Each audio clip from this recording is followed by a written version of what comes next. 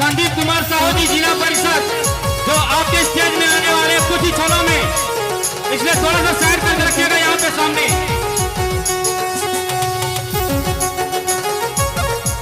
तो आपके समक्ष संदीप कुमार साहू जी पधार रहे जिला परिषद सदस्य, उसका जोरदार तालियों से स्वागत किया जाए। हमारे समक्ष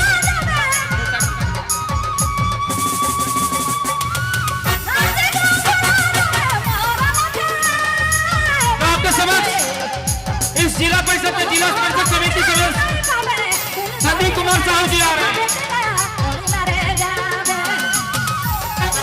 हेलो हेलो